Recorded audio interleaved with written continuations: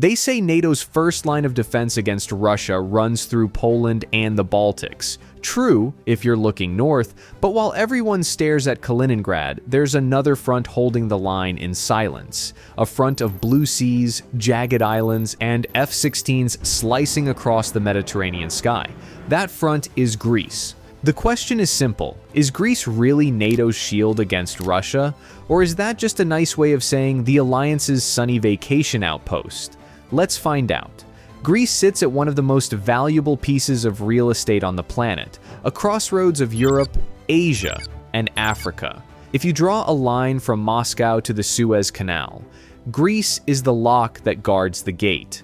Its geography alone makes it impossible to ignore. Whoever controls Greece can control the eastern Mediterranean, access to the Balkans, and the narrow sea routes that connect the Black Sea to the rest of the world. That's why the US and NATO have quietly turned Greece into a fortress without the world really noticing. The Souda Bay naval base in Crete is the alliance's southern powerhouse, the only deep-water port in the Mediterranean that can host US aircraft carriers, nuclear submarines, and long-range bombers all in one place. In practical terms, it's the launch pad for everything from anti-submarine patrols in the Black Sea to airstrikes in the Middle East, and that's just one base. Across Greece, NATO and American forces use multiple installations to refuel, rearm, and monitor Russian activity stretching from the Balkans to Syria. Athens may not broadcast it, but militarily, Greece is one of NATO's most active and strategically indispensable members.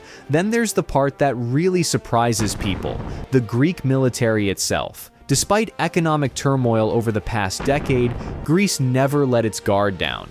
In fact, it consistently spends around 3.7% of its GDP on defense, more than almost every other NATO member, including Britain and France. That level of commitment isn't about prestige, it's survival instinct. Greece lives in a tough neighborhood, with Turkey on one side, North Africa to the south, and Russia peering in from the Black Sea. The result is an armed force that is small but extremely capable. Its air force is arguably one of the best trained in Europe, flying modernized F-16 Vipers, brand new French Rafales, and soon the American F-35 stealth fighters. Greek pilots are famous inside NATO circles for being, frankly, aggressive in the skies, in a good way. They log thousands of hours per year patrolling contested airspace, often just meters away from Turkish jets. If war ever broke out in the region, Greece's air crews wouldn't be shaking off rust. They'd already be in motion. And the Navy? That's the Aegean's hidden weapon. Greece operates a fleet of fast missile ships, advanced submarines, and modern frigates perfectly suited to the maze of islands and narrow straits that define its waters. In military terms, the Aegean Sea is a nightmare to invade, and the Hellenic Navy makes sure it stays that way. So, when analysts call Greece NATO's shield, they aren't exaggerating. It's geographically positioned to stop Russian expansion southward and to give NATO unrestricted access to every major theater around the eastern Mediterranean. The alliance's southern command literally depends on Greece's territory, ports, and airspace. But geography and firepower are only part of the story. The real intrigue begins when we look at how Greece ended up in this role and why it's suddenly become Washington's favorite ally while its old rival, Turkey, drifts away from the pack.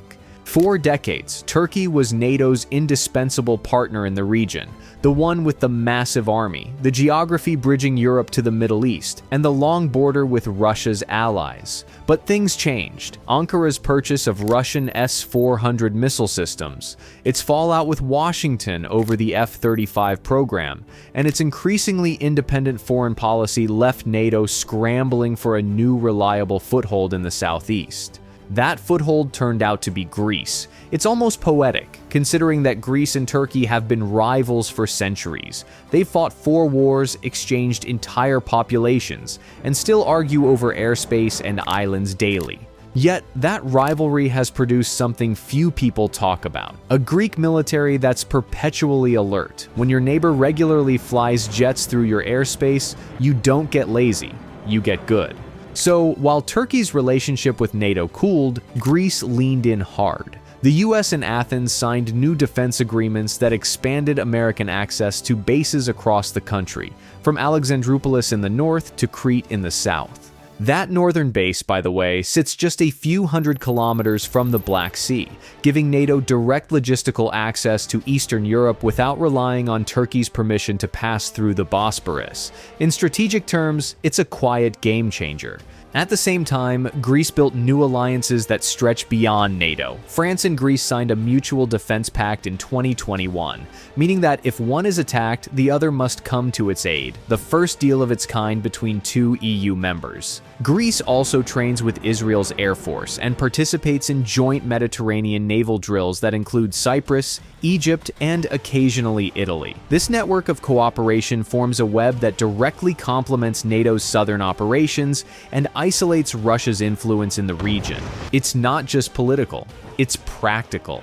The Greek military runs one of NATO's rapid deployable corps commands, capable of directing up to 60,000 troops during a major operation.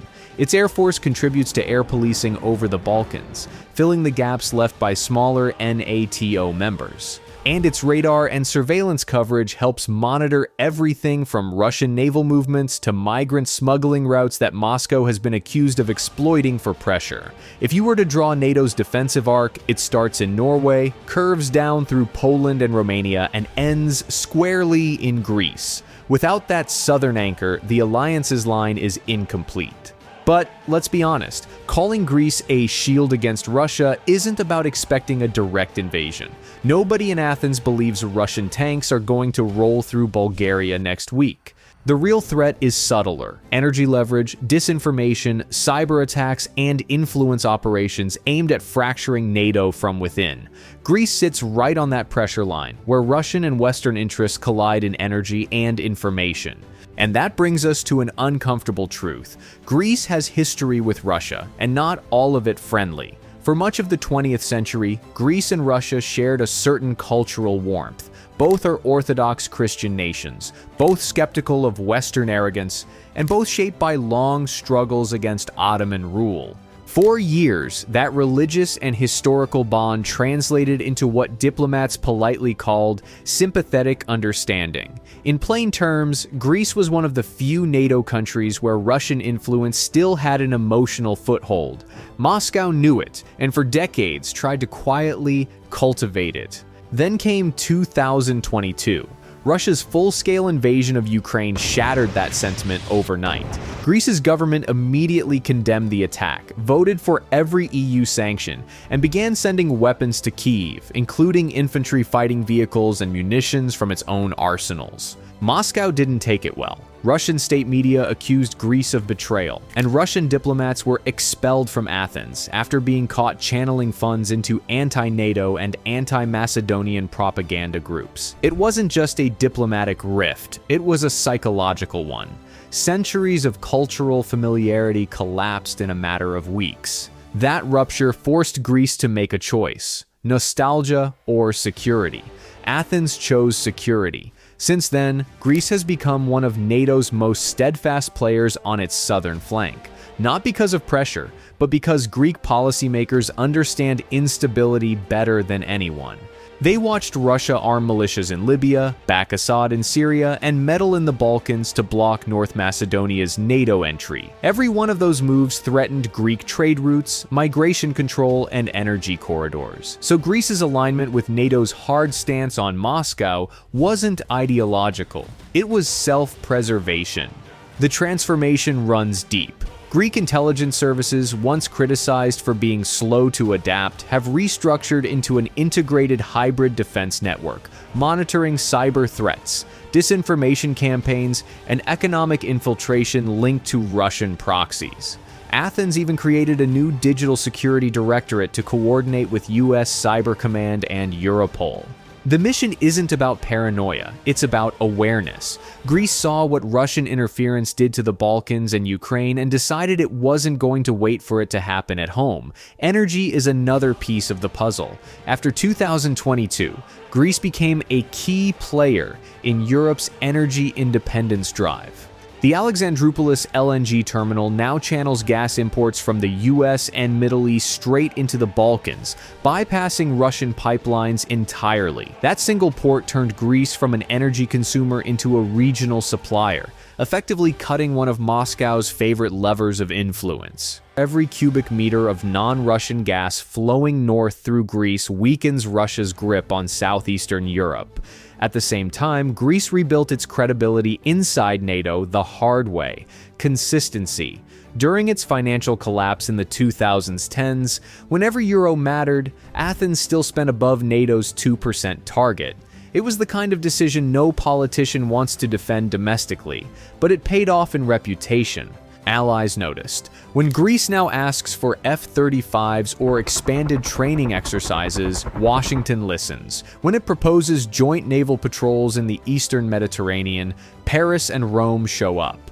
That credibility now manifests in hardware. The Greek military's modernization program is massive for a country its size. Rafale fighters from France, upgraded F-16 Vipers, new corvettes and submarines, and the Achilles Shield counter-drone system built to neutralize Iranian and Russian UAV tactics. These aren't vanity purchases. They're lessons learned from Ukraine turned into procurement policy.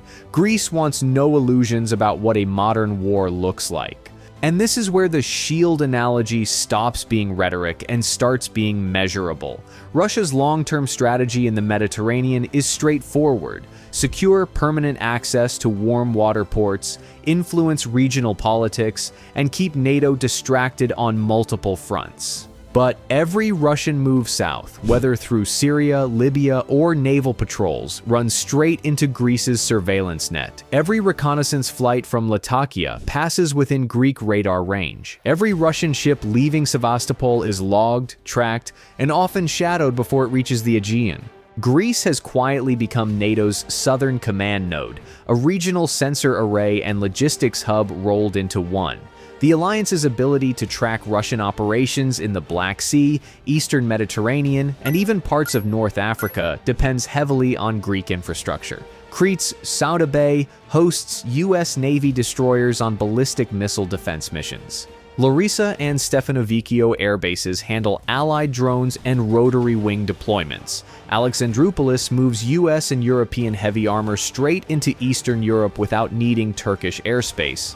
It's a map of quiet influence, less flashy than Poland's rearmament, but just as crucial. Still, Greece knows its limitations. It's not a superpower. Its economy can't sustain endless procurement, but geography compensates where GDP cannot. Those hundreds of islands, airstrips, and naval stations form a natural network NATO can't replicate anywhere else. That's why, for Moscow, Greece isn't just another ally, it's a problem. Every attempt to expand influence southward must first pass through Greek-controlled seas, skies, or sensors. If NATO's northern defenses are the wall facing Russia head-on, then Greece is the hinge, the connection between Europe's heartland and its southern reach. It's the logistical bridge to the Middle East, the sentinel over the Aegean, and the watchtower over the Black Sea.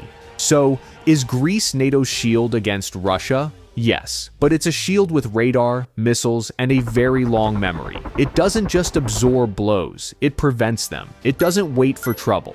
It sees it coming from 400 miles away.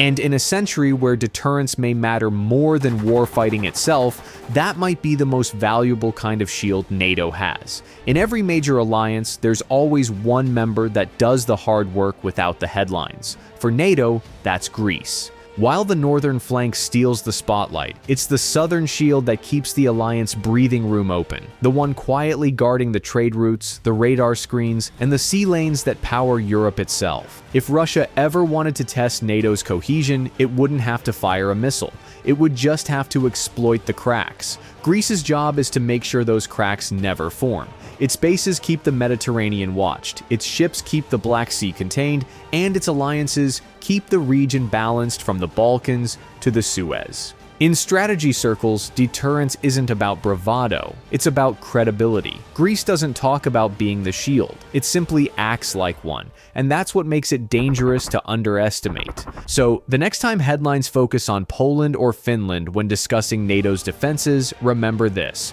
Somewhere south of all that noise, beneath the Mediterranean sun, there's a small country with ancient walls and modern weapons, standing watch at the edge of Europe. Because if the north is NATO's sword, the south, in Greek hands, is the arm that holds it steady. If you enjoyed this video and want to hear more about geopolitical tensions and military analysis, consider subscribing and hitting that notification bell. We post every day.